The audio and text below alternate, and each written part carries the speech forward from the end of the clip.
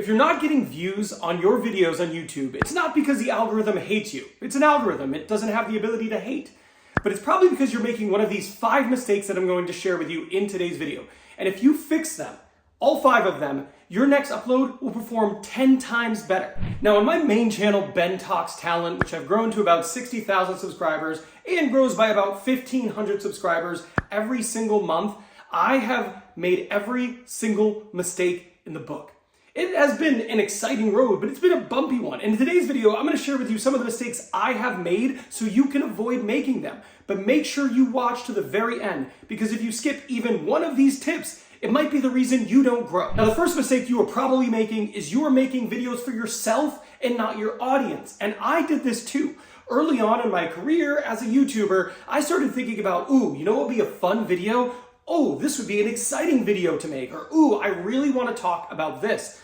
And those videos did not do as well. And you know why? Because the demand wasn't there. People were not looking for those videos, they were not watching those videos, and they were not engaging with those videos. And when I made the change from going from what I wanted to see, from what the data actually told me, there is a demand for this type of content, my views grew incredibly. And that would be the same thing that happens for you. Now, I started using vidIQ because they have an amazing SEO tool that actually shows you the videos people want to watch, helps you script those videos, and even builds thumbnails for you using AI. And it has helped me tremendously. If you want to try that service at a discounted rate, go down to my description box, click the link for vidIQ, and try it for 30 days. It's amazing. Now, the second big mistake that you might be making is you might have a weak hook and a super long intro.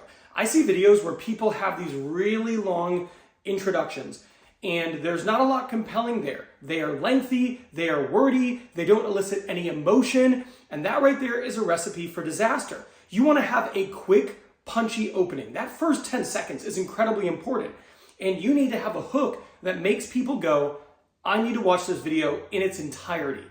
It's really important that it's quick too. You need to get to the point where you're sharing information.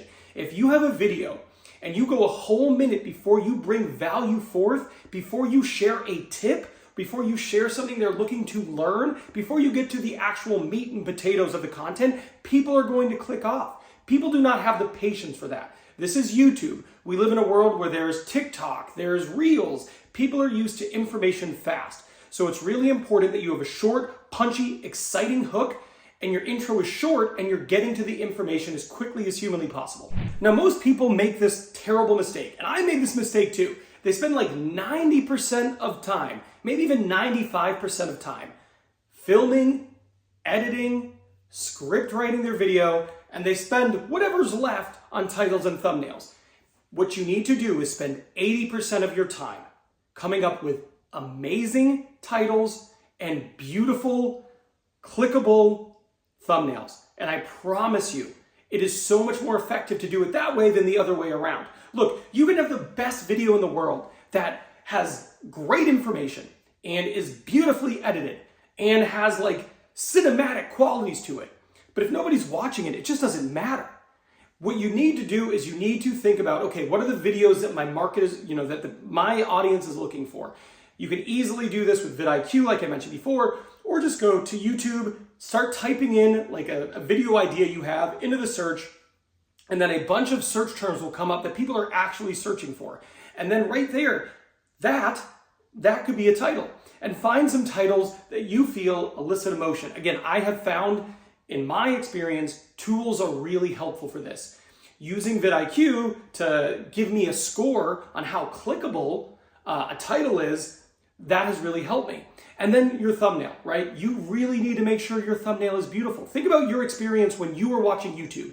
You open up the app, you're scrolling, you're looking for different videos, you're looking to see what they're showing you. You're not going to click a video if the thumbnail looks terrible, and you're not going to click it if it doesn't elicit emotion, curiosity, avoiding pain, fear of missing out. These are things that people should feel when they see your thumbnail. And if you spend 80% of your time making sure your thumbnail accomplishes that and your title accomplishes that, you're going to do so much better. Hey, if you want more tips like this, make sure you hit that like button and hit that subscribe button. That way you never miss one of my videos that are gonna help you build your YouTube channel. Another big mistake people make, especially when they're newer to YouTube, is they just don't spend the time looking at the analytics. YouTube has like amazing analytics. Like, it is really powerful.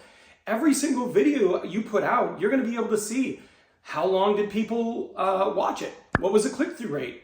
Where did they drop off? Was there points where people dropped off like in mass numbers, right? How did they find you? All these things are incredibly powerful. But what people do, especially when they're new to YouTube, is they make a video, they upload, they pray, and they repeat. But they don't learn anything from the data that's available there. If you have one video that is super successful and 5 videos that are not successful, you need to look at the data and analyze why. What was the click-through rate of that one video relative to the others ones? What was that video about? What was the thumbnail like compared to the others? What was different? And you need to replicate successful videos. One of the biggest tips I can give you as a content creator is make 30 videos and then find like the 2 or 3 or 4 videos out of that bunch that did the best, and then make additional versions of those, make remixes of those, build onto those, create a series in some of those videos. That is one of the best things you can do. I wasted so much time making a variety of different videos before I learned that if you find a video that hits with your audience, do more of that. Another big mistake people make is they think, I don't want to create video because I don't have fancy gear right now. I'll let you in on a little secret. I film on my iPhone. I don't have a fancy camera. And as far as lights, I have one light and I have one stand. You should never let your material, the stuff you use to film, be the reason you don't make a video, you don't create your channel, you don't move forward.